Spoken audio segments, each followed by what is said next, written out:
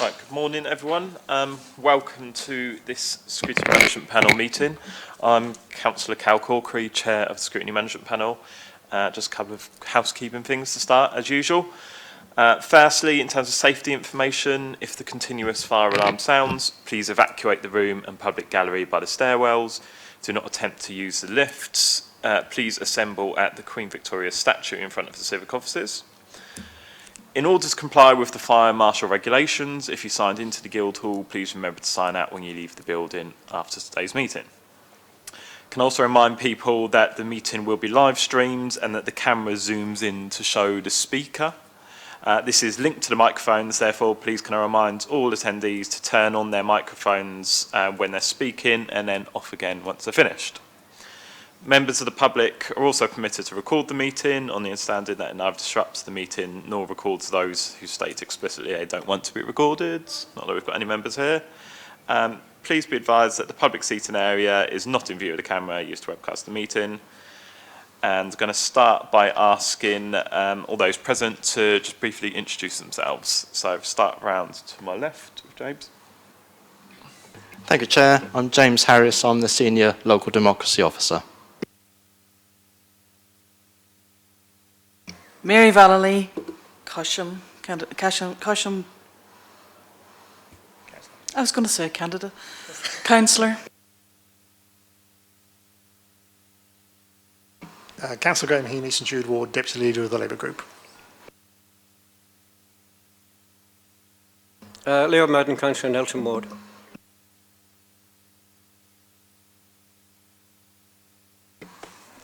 Emily Stradwick for the Hillsey Ward.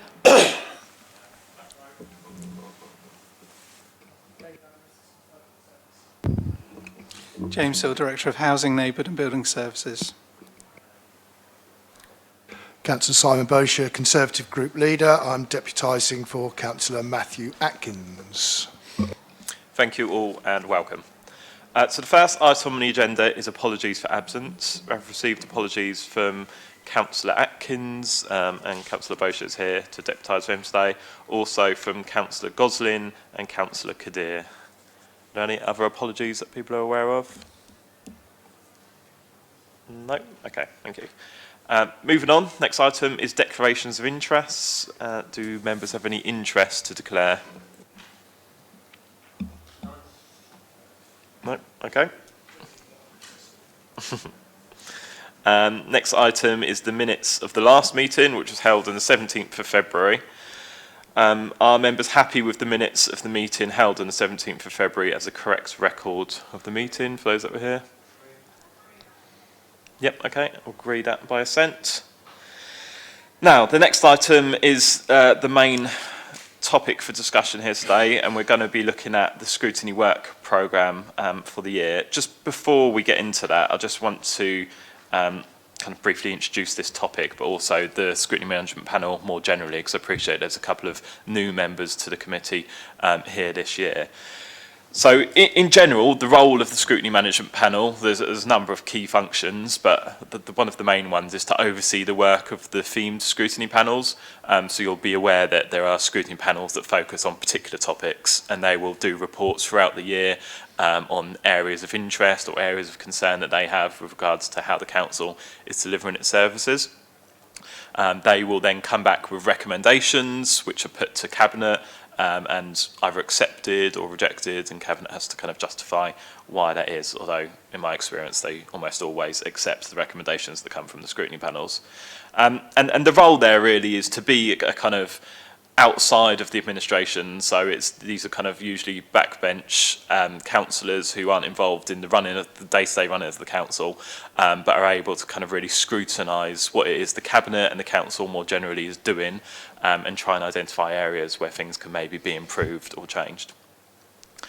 We also want, as part of the Scrutiny Management Panel's work, to monitor that implementation. So once recommendations are taken forward and then hopefully accepted by the Cabinet, we want to kind of make sure that we're reviewing that to ensure that recommendations are being implemented and not just kind of signed off and then forgotten about.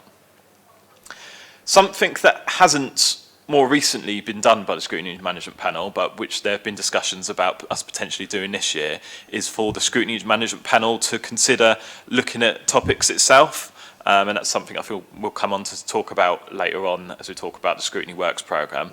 And I think the idea around that would be there are certain topics that don't fit into the themed scrutiny panels, because the themed scrutiny panels are on particular topics, so for example housing and social care. But there may be particular topics or areas of interest that aren't necessarily themed in that way. They could be kind of cross-directorate or corporate priorities, something that the council is doing at a kind of strategic or policy level that doesn't necessarily fit in neatly to one of the themed panels. And therefore it may be that we as the Scrutiny Management Panel want to take on some of those investigations ourselves, and we've got the ability to kind of do that in the same way a themed panel would, but obviously looking at the wider picture. And then lastly, just before we move on, I'll mention that last week we had the opportunity to attend a training session on Scrutiny Essentials, I think it was called, delivered by an external trainer from, I'm going to forget who this was now, but the Centre for Governance and Scrutiny. So someone who's kind of very experienced and skilled in the area. I thought it was a really useful training session. I know that several people here were able to attend, and there were some kind of useful outcomes that came out of that. We've also going to get hold of the slides that were delivered, and we will distribute those to everyone. So I'd definitely recommend taking a flick through, and if there's anything that piques your interest or anything you're unclear about, then please feel free to contact either myself or James, and we'd be happy to kind of go through that with you. So, moving on, we have received a report which provides an update on the work of the panels, and the themed panel chairs have been invited to attend. We have an opportunity to populate the Scrutiny Work programme with any suggestions from the themed panels for scrutiny topics. When adding the topics, can I draw members' attention to the flowchart that is attached at the end of the report in Appendix 2. This is designed to ensure that topics scrutinised are of most value, achievable, and that the formal scrutiny process is the best vehicle for the aims to be achieved. So it's a kind of flow chart of which we can kind of go through and ensure that any topic that's being considered is a good use of time, and there's not a better way to do it. In addition to those published, I understand that the EDCL Scrutiny Panel wish to put forward a topic of how to improve town centres and high streets. So next question is for the panel chairs if there's any panel chairs who are present and wish to speak to add to the report or suggest future topics for inclusion within the work programme. So I think in terms of panel chairs, that is yourself, Brian, that's in attendance. Is there anything that you want to add in terms of the planned work for your scrutiny panel? Thank you, Chair. No, I'm very happy with what we've got to do. In our meeting with PCC, I was given a lot of information, and I think we can go a lot further. So we'll talk with them, but I think that I don't think the children are getting as much as they could get. And we're talking about the 18 to 25-year-olds looking for work, etc. A couple of there's 375 of them, believe it or not. We've got 2 going to university, which I'm very, very happy about. But I'm not sure that, I've got to check, I could be wrong, but I'm not sure that we are doing enough to get local businesses involved. And the local businesses involved, I've been told at the meeting, generally overlook our children for various reasons.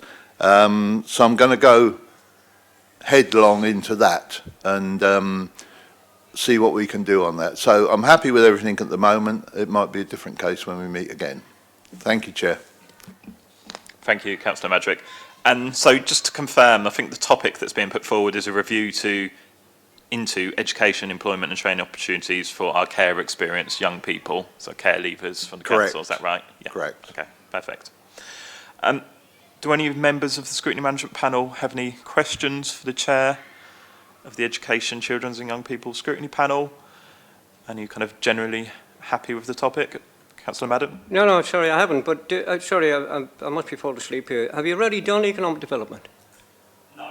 Okay, sorry, okay. I started off with education, children and young people because Councillor Madrick was there, yeah. Chair, can I just say that from what I've just said, it might look that I'm not happy with them. All I mean is that I will look into it a lot further. I'm not saying nobody's not doing their job, but I think I've asked for the numbers of those 375 that we've got employed or put into further education, etc. I haven't got those numbers back yet. 18 to 25 years of age is when you forward plan your life. You know, what you do between 18 and 25, everyone in this room is successful, obviously, because you're here. But it's so easy to go off the road at that age, and I think we should look into it a lot further. And we owe a duty to these kids. They haven't been brought up with families, etc. So I think we, as a council, as PCC, we've got a duty to these children to give them the best start possible, and I will be pushing for that. Thank you. Great, thank you. And I think that's a really good point that you made at the start there, that it's not necessarily, we don't want these reviews to be seen as kind of negative invasions into a way in which people are doing stuff. It shouldn't be, and it can't be kind of a confrontational approach. It's not necessarily about saying that these things are really bad and need to be kind of changed wholesale. It's more about a constructive approach towards understanding what's going on and just looking at whether there's things that could be changed or altered, or if there's actually really good things that are being done that need to be rolled out more widely, perhaps. Children, although it's just 2 children, I think getting 2 of our children into university is very, very good. I'd like to see a lot more, but I think that's very good for starters. So, as I say, it's not a criticism to PCC or their people. It's just, I want to do more. Simple as that. Thank you. Absolutely, thank you.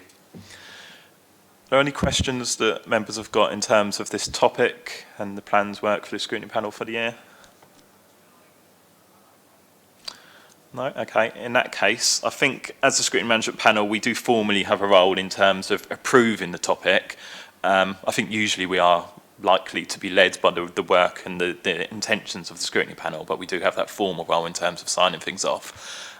So I'd just ask if members are in agreement with the proposal for the Education, Children's and Young People Scrutiny Panel to undertake a review into the education, employment and training opportunities for our care experience to young adults. Agreed? Yep, thank you. Is that one sorted? Vote for yourself. I have also received apologies from Councillor Mellor, who's not well, but she has given me a little bit of information about the work of the Housing and Social Care Scrutiny Panel, so I will read that out in addition to the information we've already received.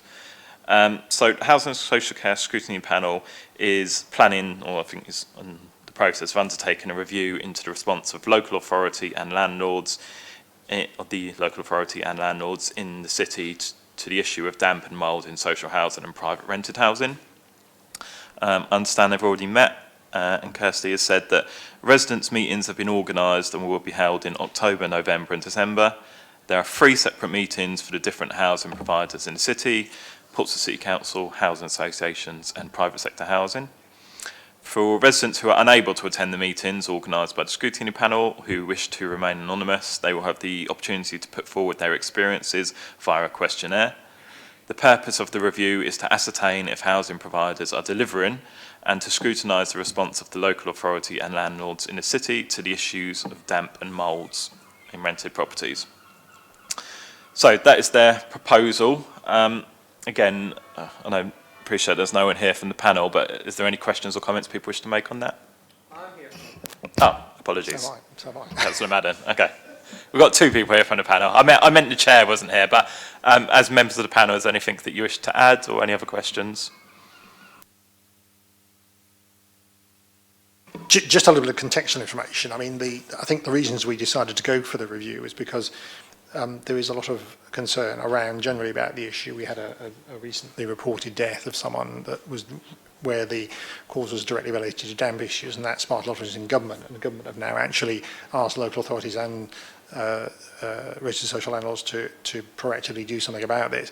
So I think the idea was that we will be able to input into the process by which we respond to that. So it will be helping the work that's already undertaken, and members will have an opportunity to input into that, but also an opportunity for residents to express how easy or how difficult it is to get these issues dealt with, because we talked about the assumptions that have often been made in the past about damp being due to lifestyle and maybe a lack of understanding that actually there are other factors. So that's why we wanted to talk to residents about it. So I think it'll overall be a very positive review that will help the process of getting the local authorities' response together, and hopefully the social landlords as well. Thank you very much. Any other questions or comments on that topic? No? Okay then. I'll just ask if members are in agreement on that topic. Yeah. Okay. Approved. Right, moving on through the panels, we've also got the Traffic, Environment and Community Safety Scrutiny panel. Now, as I understand it, there's no proposal for a new report at this stage because the report into pesticides is ongoing, and that there will be, once that's completed, a further topic for consideration being brought forward. So I guess we just need to note that rather than approve it as it's...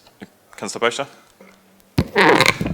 Thanks, Chair. I'm actually on that panel, so I'll just give you a brief update. We actually met last night, as it happens. We're looking to complete, well, I will say it from the outset, you've got 3 cabinet members there. There needs to be a 4th one added to that particular list. That's Kimberly Barrett, which is Greening City and Climate Change. She's also feeding into this review. We're looking to get it completed by December because it's going to have a budget implication, and therefore it needs to be fed into the budget process. But I think we're reaching the conclusion that we can't go completely pesticide free. There are going to be certain instances, and there may well be caveats around that. We're already discussing future topics that will probably come to scrutiny management. I would suggest if there's a meeting in the turn of the year, probably then. But it is likely that the committee's in agreement that we want to do something around community safety. So that's where we're probably going to be heading, as opposed to traffic and the environment. We've done a lot of traffic ones recently. This is an environment one, so we want to look at community safety. So that's probably where we're going to go, but that'll probably come back, I would suggest, in the new year for approval. Great. Thank you very much, Councillor Bosher. Any questions or comments on that? Councillor Madden? Can I comment on that? Because it'll be the same thing when we go back to talk about economic development. I think the situation that I've experienced in the past, having sat on this committee, is that this meeting would endorse or seek to endorse or approve or whatever one of several subjects that might be put up by the different committees. That has seemed to go on by the west side. And I was just thinking as I came down the bus this morning, what in fact is the point of this committee now? Because all we seem to be doing is, committees seem to be running with something, not seeking the approval or you know, I mean, it's sad, isn't it, the actual number of committee chairs who aren't here today to explain what they're doing. But we've got one there. We've also got economic development, which hasn't got a scoping document. So neither of them got a scoping document. So we would have sat here today and said, oh, I don't know, 2 topics were up and which one do you prefer and that sort of thing, yeah? We haven't got that. So I don't know, Chair, and this really, I was going to bring it up on economic development, but what happens now, because we have not seen a document from these particular panels as to what we should do. Does that mean we've got to meet again to sign them off, or can we do that in retrospect? In which case, I then go back to my question I asked myself at the bus, what is the point of the SMP? Thanks, Councillor Madden. That may have been how things worked in the past in terms of a selection of topics being brought forward to Scrutiny Management Panel. I think from my time in the council, that hasn't been how it's worked, but obviously Scrutiny has kind of undertaken a few changes over the last couple of years, so we're trying to get things back up to scratch. I guess that is a question in terms of process of how the Scrutiny Management Panel wished to undertake those duties.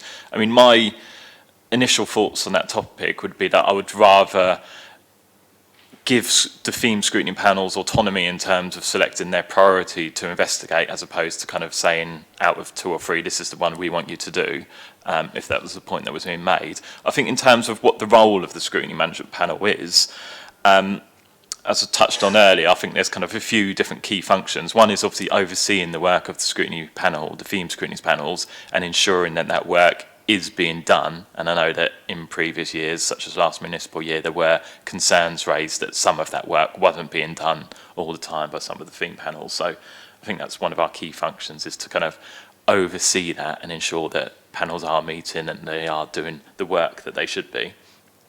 Obviously also looking kind of retrospectively at recommendations that have been agreed by Cabinet and ensuring there's some oversight of that and that things aren't just being lost. And then thirdly, as I'm going to go to talk on a little bit about ourselves, is whether the Scrutiny Management Panel has a function in terms of undertaking its own reviews in terms of topics that don't fit into the theme scrutiny panels. So that would be my suggestion in terms of why we're here and why we're going to take the time out of our day to come and meet and talk through these ideas. But I take your point in terms of the scoping documents. I guess maybe I'll defer to Democratic Services in terms of process of whether we then need to kind of see the formal document and come back, or whether we can agree a topic in just kind of its name. Yeah, thank you, Chair. So the panel, this panel can agree the topics, and it would then be for the panels themselves to start the work, and the start of their work undertaking the review is drafting the scoping document based upon the agreed topic from this panel. So this panel is able to feed back to the panel, the individual panels, if it doesn't think that this is a particularly good topic or the best use of their time. They can perhaps refer it back and ask for a suggestion for another topic, or this panel could give some guidance as if they think perhaps a topic has got a title that's quite broad. They might want to suggest, this panel might want to suggest to the themed panel to narrow the scope down and perhaps suggest an area of particular focus for the review, or if this panel is quite happy with what's put before it and thinks that the topic is well defined and achievable and something's appropriate to be scrutinised, it can simply approve it and the panels can then get on and do their work. Okay, thank you, James. Are there any, Councillor Bosher? Yeah, I'm sort of with Councillor Madden, but I think part of it has been through COVID, and most of the work programme historically tended to work in a year. That tended to be the way it was. So they meet, come up with it, come to this meeting, which is generally this time of year, do the work and report back. Some of the scrutiny committee work has extended beyond that year's scope. And certainly if you look at the one Techs are doing, it doesn't fit the timeline because it came out of a notice of motion from full council in the middle of last year, and we're looking to feed it in so that we have part of the budget process, which means that we can't go until the end of the municipal year, otherwise we miss a complete budget cycle. But having said that, we've got one here that you've seemed to have missed, economic development, culture and leisure scrutiny, which on page 21, it's rejected the protection and storage of heritage assets. The panel does not believe that this remains a priority topic and requests that it be removed from the work programme. Okay, but then you've got suggested topics to be reported verbally at the meeting. Well, I haven't heard anything reported verbally at the meeting. The chairman hasn't attended. So what's this panel actually doing? They seem to have had 2 meetings, Chair, and there's absolutely nothing. So unless you've got something there from the chairman that you can read out, I would question why the chairman isn't actually here reporting on what they're supposed to do, because that's what it says it's going to do, to be reported verbally at the meeting. We've not had anything yet. So I did mention briefly, but we were going to go on to talk about that next. So we will come on to talk about it, but just to repeat, the topic that's been suggested is about improving town centres and high streets. But if that's okay, let's hold that for a minute. Let's just finish off the discussion on Techs and kind of make sure everyone's happy with that, and then we'll move on to talk about EDCL, if that's okay. Councillor Well, Madden? sorry, on the text, that's just a carryover, isn't it? They haven't completed the report, so I wouldn't expect to see a scoping document from them. Yeah, no, So- so it's yeah. just a continuation of what they're doing, but just as long as people are happy with that, and if there's any further comments or questions, if not, we can move on. Okay, happy to note that. So, moving on to EDCL, the topic that has been reported to me, and I'm reporting back verbally on behalf of the panel, is that they wish to undertake a review into how to improve town centres and high streets. That is the proposal. Obviously, that's all the information we've got for us at the moment. I don't know, James, if there's anything further to report back in terms of, obviously, the panel has met. They've decided not to pursue the previous topic, because I think now it was kind of irrelevant or out of date, but they've come up with an alternative one instead. Is that correct? That's correct. And if there's a member of that panel who is happy to report any further background detail to the SNP, then I suggest, Chair, that you may wish to ask them. Councillor Madden? Yeah, I'm on the panel. And that's why I'm trying to get my head around not having a topic. I mean, I'm afraid that I work with bits of paper in front of me, and I just like to see what's gone through committees and then look at it. And I just don't like things being apparently plucked out of the air. I think there should have been a document here. We met last week or the week before, I can't remember.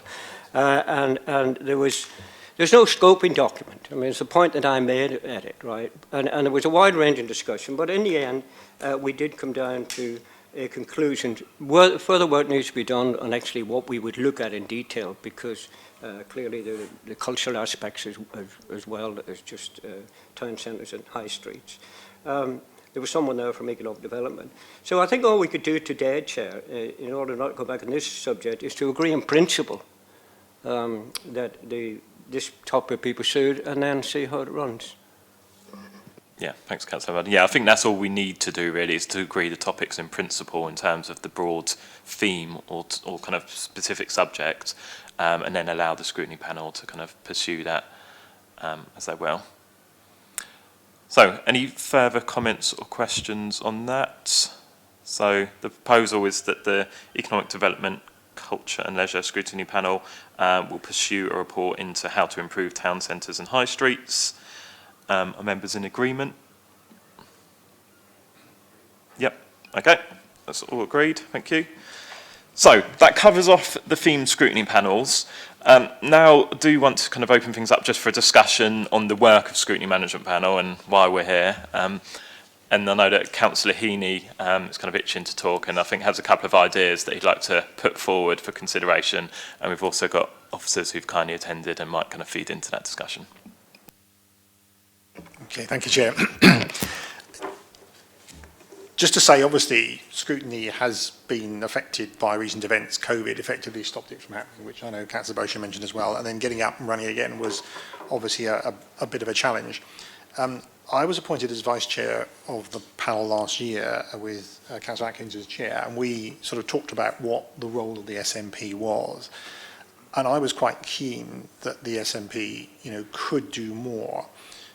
And if I realised we were going to have things going, I brought my copy of the Constitution, which actually tells you what it does. I mean, it basically has the opportunity to scrutinise anything that the Council does, and can scrutinise the executive as well. Now, it doesn't say how we do that.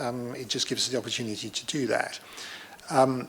What I thought was that, for example, around issues like we have motions at Council, we don't always find out what happens to them. Scrutiny reviews go to Cabinet. The Cabinet then decides on what it's going to do, but we don't know whether anything like that actually happens, So what we initially suggested was there should be some sort of report back on the recommendations of previous panels, i.e. were the recommendations once adopted or not adopted, were they then actually actioned? Because it's all very well for the Cabinet to say, yes, we'll do that, but then what happens? Does it actually happen? Has there an outcome? So we did that, and we asked for that feedback. We also asked for some feedback on on motions and what happens to the motions. And in fact, the Leader of the Council had a meeting. In fact, if you look in the Constitution, there is a proposal that the Chair, and in case the Vice Chair, meet with the Leader of the Council quarterly to discuss any scrutiny issues. And the Leader of the Council was very surprised when I invited him. I suggested we ought to do that because he'd never had one. We did have a couple of meetings, and actually out of one of those meetings came the issue that the council would regularly report back, usually through MIS, on what the outcome of motions was.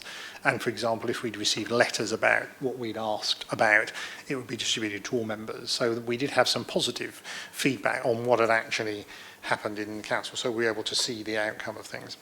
Then the other issue was around whether the Scrutiny Management Panel is just really there to just keep an eye on what goes on and approve things and receive report backs. And I suggested that we could do more. And my idea was that some topics or issues might go beyond one individual scrutiny panel. And it might be appropriate, therefore, for the Scrutiny Management Panel to actually take on some work on scrutinising something. Now, back in January, at the meeting, we had a discussion around, I introduced a discussion around the issue of what we call systems thinking within the local authority. This has been going around for a number of years. Basically, systems thinking, and James knows a lot more about it than I am, but basically it's improving the processes by which we do things to make it more efficient both for our staff and also for our residents who receive services. It's a bit more complicated than that, but that's basically what it's about. And it therefore has been implemented in different places. I know housing started it because I remember, housing being a pioneer, and I think one of the first things they took on was the housing repairs service, which has multiple processes and was often subject to lots of complaints about things falling through holes, not being done, whatever, multiple visits, whatever. And it was seen as a good opportunity to see, can we improve the system to make it better for both officers? And that, I understand, from it was reasonably successful. So that approach can be applied across the authority. It is applied, but is probably been applied on a sort of case-by-case basis, maybe on when something is needed to be done. And I thought it would be useful if we could review when it's been done, how successful it has been, and whether, in fact, we ought to consider applying that more widely across the authority to improve how we do things. So what happened was I went away and had a meeting with James and two of his colleagues, as the minute suggested, and we discussed the possible outline of a topic. It hasn't come back formally as an agenda item, but it is in the minutes, and we did say we would look at it, which is why I've brought it up now. How it could be done would be either the whole panel could do it, or we could have some volunteer members who were interested to do it as a task and finish group. And I don't know whether James might want to say something a bit more about our discussion in detail, if you're happy to hear that. But I think that's something we could do because it's cross service. SMP, the scrutiny system can be applied in any service. I mean, I did hear a little bit of a sort of feedback through like second, third hand that somebody was saying, well, this is about operational matters. And I thought, well, if we don't do scrutiny reviews that affect how we do things, then what's the point of doing scrutiny reviews? Everything affects operations. So the pesticides review, how we work, how we deal with greenery, what we use, it's all operational. And similarly, the systems thinking thing deals with operational stuff. So I do think it's worth doing, and that would be my plea that we maybe can consider and maybe progress this to a review of some sort, with the view of looking at what I said earlier, what it's done so far, how successful it's been, whether it could be applied further. At this point, I shall shut up. Great. Thank you very much, Councillor Heaney. We'll invite officers to kind of contribute, obviously based on the discussions that have been had. It might be useful just to maybe spend a few minutes kind of, maybe for newer members, briefly introducing systems thinking. I know that's a whole training session itself, but if there's a 5-minute summary you can give that would be helpful, that would be good. And then, yeah, any comment you've got on the possibility of us looking into it as a report, that'd be great. Thank you. Yeah, thank you, Chair. Thank you, Councillor Heaney. We are fortunate that we've got an internal team, so some resource that's available to all directors to use systems thinking, the methodology, and that team, of which Dave is one, are available across the whole council, and we're working with a range of directorates and indeed partners, but beyond the City Council as well. So the idea of a scrutiny that examines their work and how interventions are triggered, is something that we can certainly support. It's demand-led, so as I say, there's a strong history of using the method within my directorate, starting with the housing service, and we can talk about that particular journey and where also it's been applied in other parts of the City Council. The way the method works, I mean, I'll leave Dave to sort of do what is systems thinking and a little bit more detail around that. But I think it's important for members to appreciate that this is about a team that supports services to examine how they manage work, and it gets into the granular detail of process, looking for efficiencies and those sorts of things. That there is something about the method where we're looking at a change in thinking, which is the more difficult part to achieve beyond process re-engineering. And what we do as a team, or what Dave and his colleagues do, is support services to examine their own process and leave them with the knowledge about how they may wish to change that process and manage it going forward. So in terms of a scrutiny and bringing some of that information into a task and finish group, however you proceed with this, we'll need to engage with those service areas whom we've supported to bring them into, to ask for, I guess, their permission in some respects to share some of that learning and the insight that the team have acquired. That there is, some generality that we can provide, so things that we've commonly seen when we've looked at processes, and I think that will be quite interesting for you to see. Finally, before I stop waffling, there is a briefing session, so the SDS team have a briefing that's available for all members, regardless of what you do from a scrutiny point of view. So a bit of a plug really just to promote that more detailed briefing that's already available to members should they wish to learn more about systems thinking. Dave, I don't know, say a bit more. Would it be helpful, Chair, if I briefly explain the kind of general process? Obviously, Yes, please, every intervention we conduct is different and scaled and scoped according to the service that we're working with, but there's a few things that are common across all areas. As James said, it's demand-led, which typically looks like generally senior officers approaching James or approaching a member of the team and saying, we've got a problem in this area, or there's an area we'd like to look at, can we consider that? And then I or one of the team would go and scope that area, which would typically involve stepping into the live work environment and just watching the work occur, and then considering whether systems thinking is an appropriate methodology to use in that area. If that is deemed to be the case, the formal process would start, and there are 3 phases to the formal process. The first is called check, which is essentially a study of the system of work as it currently exists, and it tries to get into a lot of granular depth around what it's like to be a customer of any given service. So one of the common threads in all the work we do is trying to see the council's services or our partner agency services through the eyes of the customer and follow the journey from the moment a customer asks for our help in whatever guise, whether that's housing or social care or waste management. What does that look like when they ask for help? And then what work does that trigger for officers to do in response? How readily are they able to meet that customer's wants and needs? And then what barriers do officers face in trying to deliver service?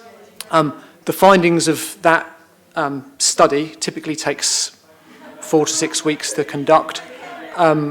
Then inform a decision about, well, we're either happy with the system of work as it currently stands, or we believe that there's scope for improvement. If we believe there's sufficient scope for improvement, the second phase that then takes place is called a redesign. And again, it's bespoke to every single area.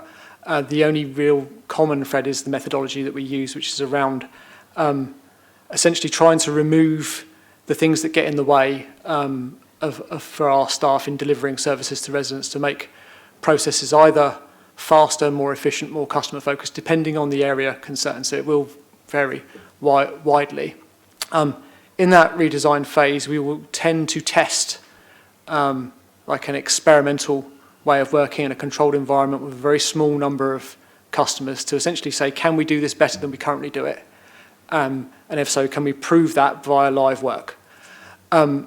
And if that's successful, at the end of that phase, again, the findings are collated, And if that's deemed to be better than the current way of working, then the third phase is obviously implementing that at scale, and that's the most challenging.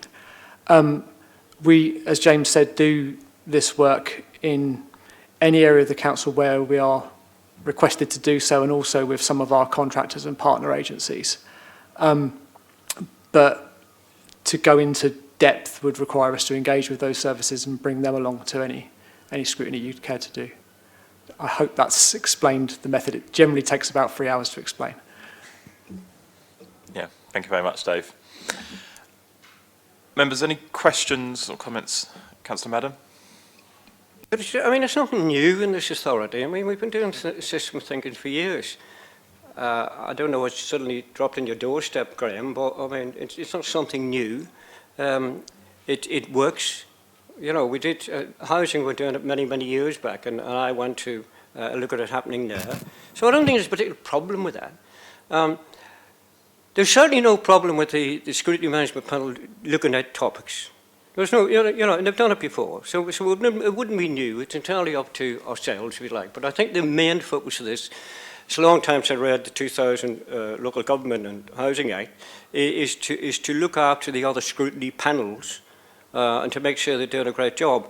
Now, over the years, and I would just expand that slightly, we started with 2 scrutiny panels, Panel A and Panel B.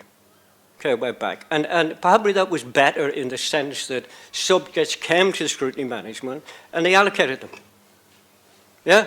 Rather than people, I think people are swimming around sometimes to find a subject for the particular heading that they've got. So maybe that's something we need to look at. And if we are looking at something, actually one of the things that's happened, things may have got worse since COVID, but the one thing I'm complaining about all the time is lack of responses from officers in the City Council to any of the correspondence that I've got. I don't know if everybody suffers the same. And I think that's something I think we should look at as to how members are dealt with by officers. If you take housing, I would put housing at the top of the tree. Because you write to housing or email housing, you will get a holding letter. Or you write to James anyway, I don't know where the rest of it, James. You will get, and you will know it's there. You will know that whatever you've put in, it will be processed. And sometimes you're given a deadline. You write to other organisations, and we've had various, and I'm not going to highlight them here since we're in public, but there have been various parts of our operation which has been very bad, even during COVID, where people aren't getting responses. So if we're going to look at something, I think I'd rather look at... Could I just say the history of... Because I looked it up, the systems thinking. It was started, as I recall, by the Ford Motor Company, right? And the whole point was to get rid of people like me and Brian. So what they would do, they'd move people along the production line. The old guys would end up in the end and they'd be sacked because they weren't keeping up with the production of the motor car. So I don't think it's got a particular great history in that. But the actual idea of looking at things in detail has got to be good. But I don't know whether it'll add any great value to us since it's been in operation for some time.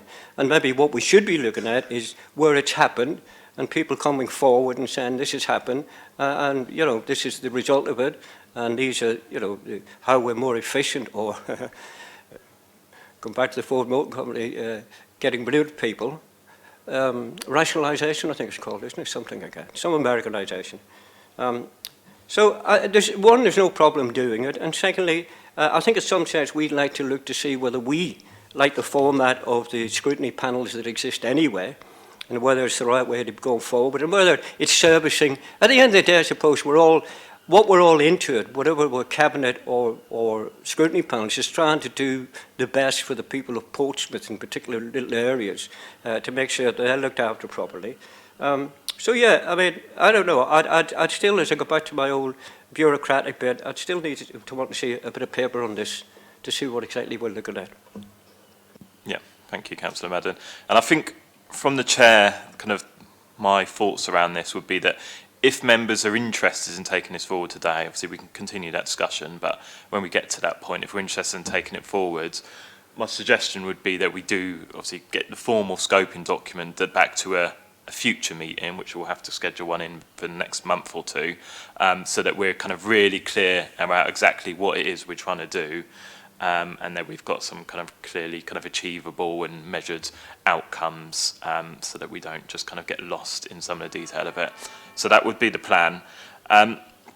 Just in terms of some of the other issues, I mean, I do know, for example, obviously some of the stuff that you've touched on, Councillor Madden, is constitutional in terms of the setup of the scrutiny panels and also to some extent the member-officer relationship protocol. Now, I haven't been involved in it, but there is a constitutional review group that I think presumably is looking at those kind of issues, James. Is that correct? It's looking at a variety of issues, but those issues could be put into a mix Yeah. as well if desired. Okay. So maybe, I mean, particularly obviously the setup of the scrutiny panels, that is a constitutional diktat, so that's probably something that constitutional review group, it would be in their remit to consider. So if you're not involved in it, then by all means kind of, you are involved in it, okay, perfect. So yeah, that might be the best forum to take that forward, but I take the point, maybe there's better ways of working. Councillor Bosher had his hand up. Yeah, thank you very much, Chair. I've sat on that constitutional review panel. I think I sat on it for about 6 years with you, Leo, didn't you? And it was Hugh, and we lost the will to live. I have a couple of issues with the way scrutiny works, and it may well be that scrutiny management wants to look at how scrutiny actually works, ironically, because a panel will come up with a scoping document, it'll get approved through this particular body, they'll then go away for a year, in theory, number of meetings, meet the public, site visits, you name it, a lot of officer time involved in that. That's probably after you've argued with officers as to where you want the document to go, as opposed to what they would like you to scrutinise. And I always think it should be member-led, officer follow in that respect. But ultimately, that document ends up in the hands of the Cabinet. And I can think of at least one report that I did as Tex in a previous life that they rejected. So you had a whole year's worth of work, went to Cabinet, and they just dismissed it all out of hand because they didn't like it, and then we all moved on. So it doesn't actually achieve anything, because ultimately, if you're scrutinising the work of the Council and, in theory, the Cabinet has the final say at the end of the day. And I think there's something effectively wrong in that, where they can just dismiss a year's worth of work, which could have involved a lot of public meetings and raising the hopes of a lot of people from perhaps disadvantaged minority groups, etc. I mean, certainly we've done one on disabled access and stuff like that, that suddenly gets rejected out of hand, and those hopes have been raised. The other aspect of it is, under the current administration, they love a working party and whatever. And we mentioned the Constitutional Review Working Group. That's essentially scrutinising the Constitution. That would fit perfectly with, it doesn't fit into any of these topics, let scrutiny management actually take on that particular role. And I'm sure there are other examples of similar sorts of things which don't fit within that actually we don't need a blasted working party for it. It could be done by scrutiny management and make better use of a panel that in theory only really meets 2, possibly 3 times a year at best. Yep. Thank you, Councillor Bosher. I think it's a good point, and I think it's something we should all kind of be mindful of when topics come up in future. I'm not sure about turning the Scrutiny Management Panel into a Constitutional Review Group as well at the moment, but if that's something you do wish to propose, then we can. In terms of follow-up on recommendations that have been approved, one of the discussions I've had with James is about scheduling, or we have scheduled a meeting for, I want to say January, and part of the purpose of that meeting in January will then be to review the recommendations that were approved by Cabinet in June or July of this year, because there were a whole raft of recommendations approved that came out of the scrutiny work last year. So that's the kind of intended programme of works. What happens when a Cabinet rejects a scrutiny panel's recommendations? I don't know, because it's not something I've come across. I don't know, kind of experienced members, whether you've come across those issues in the past and whether there's a role there for Scrutiny Management Panel in terms of having that discussion with Cabinet, or if it gets rejected, does it just that Councillor Madden and then Councillor Heaney. One of the things in that we talked about in this constitutional working party, I'm not too sure what it's bloody called anyway, because every meeting was done remotely, so you couldn't see the white of people's eyes. But one of the things was, in relation to scrutiny panels, you know, what happens, something goes to Cabinet and Cabinet don't like it, they need to come back to the scrutiny panel and give reasons for it. And even argue with the scrutiny panel, I don't know, because I think you're right, Sam. I didn't know about a rejection of a particular panel report. Yeah, no, I didn't know about it. But I think that's fine. You know, that's the Cabinet's position. But if the Cabinet, somebody's got to say these are the reasons for it, not just in writing, but actually to appear to this panel or other panels to say we didn't accept these recommendations for a particular reason, or refer it back to the scrutiny panel itself with reasons given, you know, to see the scrutiny panel are happy with it. So I think there's a lot more needs to be done in relation to that. The one thing I want to say, which is, I think we see, Simon's picked up the point about looking at scrutiny panels themselves. We have this idea, and there's nothing in the Constitution I can find to say that the scrutiny panel only does one topic a year. There's nothing to say that that's all that needs to be done. It's really in relation to deciding the topic, scrutiny managers agree on the topic, and then it happening. And then, you know, but the fact that people fix meetings up in relation to what they think the length of it's going to be, it's certainly not value for money anyway, in one respect. And the other bit is, when we're talking about saying that we need to see how we in management work, to have a scrutiny management training session 2 months after the annual council meeting, when people for scrutiny panels have been selected, is a disgrace. It absolutely is, particularly for new members on scrutiny panels.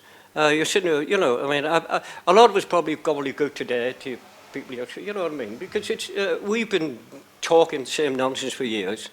And it's, you know, I come back and I think one of the things I will be asking, if we're going to do something, is the real value of how we operate at the minute. There we are talking about, I think you talking about the next meeting being in January. We've got one fixed up in January, but that's because the scrutiny panel, as opposed to the governance and audit, gets a presentation on the budget. So it's the budget meeting that's been set up. So this is our first meeting, and you're talking about just one other meeting in February, in January. Is that what you're talking about, Chair? That's the current schedule, but my intention today, particularly if we talk about further topics to review, was to, a canvas for dates for further meetings later on in the year. Councillor Heaney? Can I just come back on a couple of points that have been made? I mean, historically, I mean, we've had reviews of scrutiny going right back to the period of the early 2000s, when I think we had an officer who did a review at the time about how scrutiny functioned, and I don't know where that went to, because we're talking about nearly 20 years ago, 15 years ago. So there had been attempts to look at how scrutiny functions. And if you go to the Centre for Governance and Scrutiny's website, I mean, they do say that scrutiny happens differently in different authorities. Some find it very valuable, some struggle with it, you know. So it is a sort of still evolving practice, and I think we have to work out how we want to do it in this local authority. I think the concern I had was looking at individual topics is fine, and they can contribute to what we do.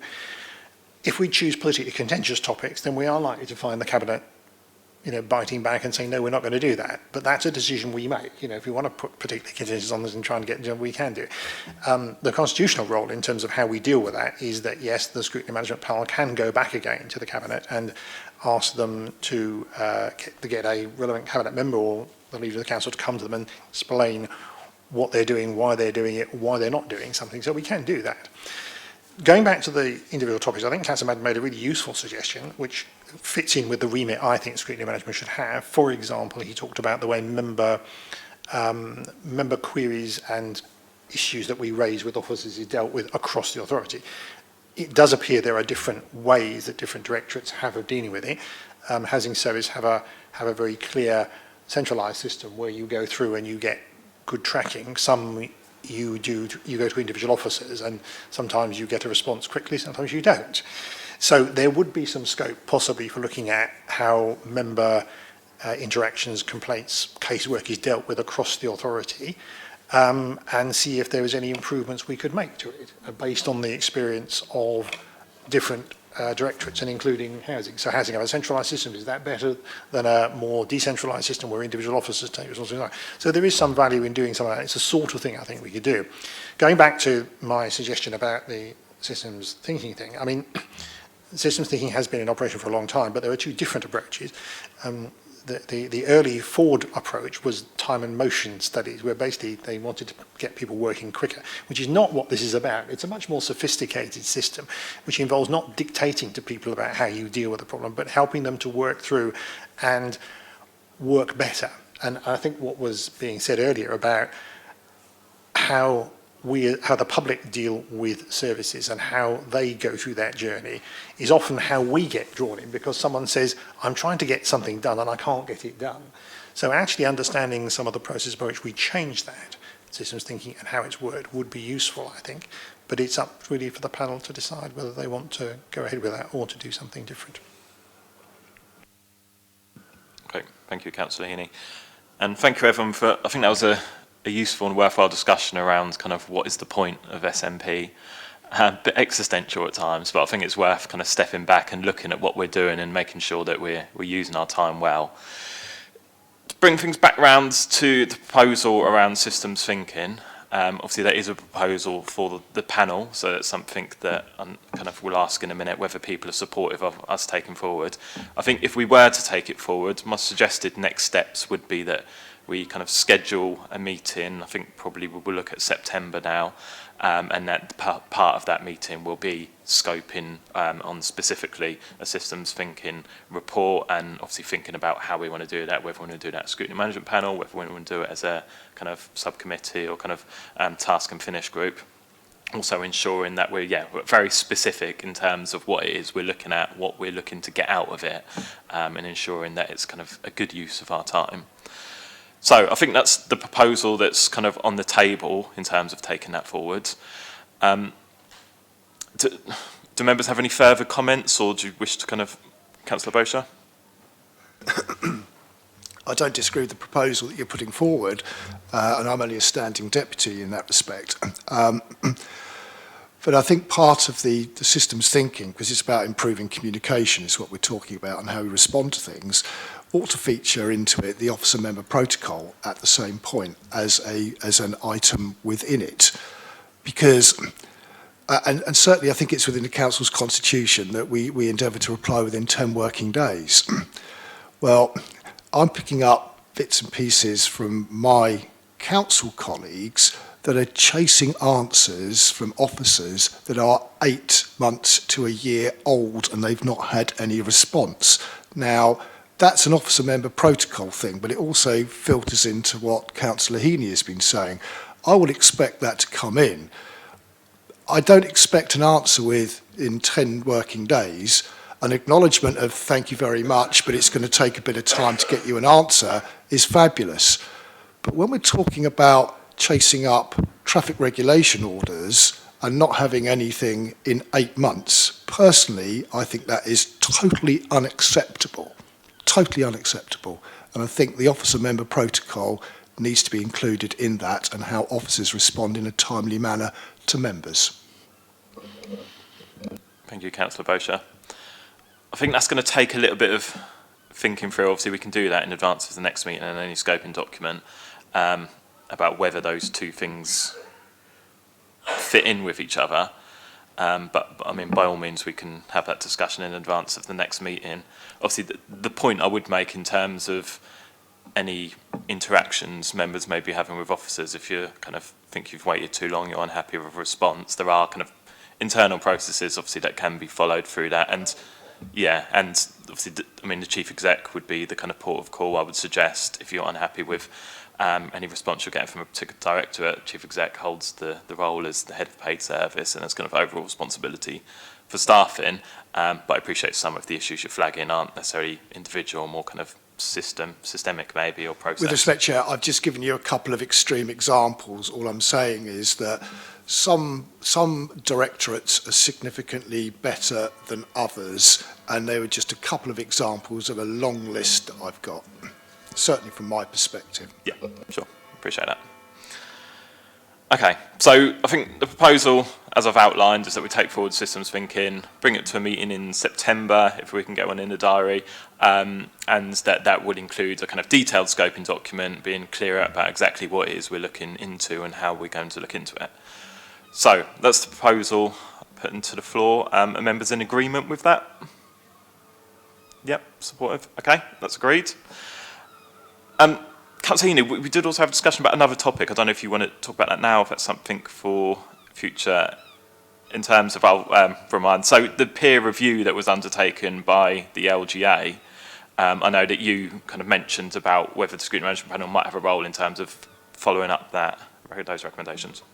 Sort of my list of things that the Scrutiny Management Panel can do. I mean, I just suggested, and of course you were involved in it at the time, the peer review that was done of the local authority produced a report in 2021, I think it was, and there were a number of recommendations there that the local authority should pursue, and I just thought that that again would be an appropriate one for us to have a look at. I mean, I don't know how many people have seen that review or maybe have, well, obviously new members won't because they're, but some of us might have read it a long time ago and filed it away somewhere, but it just might be something that we could look at and see whether in the future there are things we'd want to look at.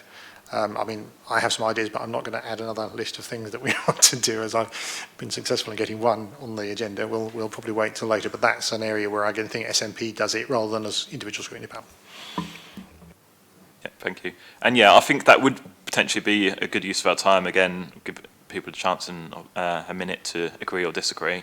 But I think that's something we can potentially do in quite a kind of time-limited way. Maybe that's just one agenda item at our next meeting. Doesn't require a report or an investigation necessarily. It's just ask along the relevant officers, because as I understand it, Cabinet produced an action plan, or the Council produced an action plan in response to recommendations. So I do think it would be useful for us to kind of follow that up and just tease out what parts of those action plan have been implemented, what parts haven't. So yeah, any questions or comments on that? Again, I don't totally disagree with it, but sometimes with things like the peer review, it also goes into the officer corps and how they respond, because certainly Traffic and Transportation went through a review on the back of that, and they were looked into. I guess it's more a case of, if you're looking at scrutiny management, to have some input into the peer review, it's more a case of we're looking at the Cabinet response and the action plan to the peer review and not the peer review itself, because that's a Cabinet function. Yep, agreed. Okay, so I'll also put that to floor then. I think we can maybe do that in the same meeting. As I say, I think that it doesn't need to be a report, it probably shouldn't be a report, just something we invite along the relevant officers who dealt with producing the action plan and just ask for a report back, and we can have that discussion around what's been done and what hasn't. So members happy to add that also onto the agenda? Yep, agreed. Okey-doke. Right, moving on. So I think that was mostly what we want to discuss. Is there anything else that people want to raise that hasn't been discussed? So we've talked through obviously the role of the themed panels. We've talked through quite a lot about the role of Scrutiny Management Panel and what kind of work we want to undertake during this municipal year, and I think we've got a bit of a plan around how that's going to work. So in terms of meetings, I mean, we won't canvass for dates now, but we can do that outside of the meeting. But my suggestion would be that we look at September, hopefully September, that we can get a date in the diary, and the purpose of that will be to consider a scoping document for an investigation into systems thinking, and that will also invite along relevant officers to have a discussion around the peer review and the action plan that came out of that.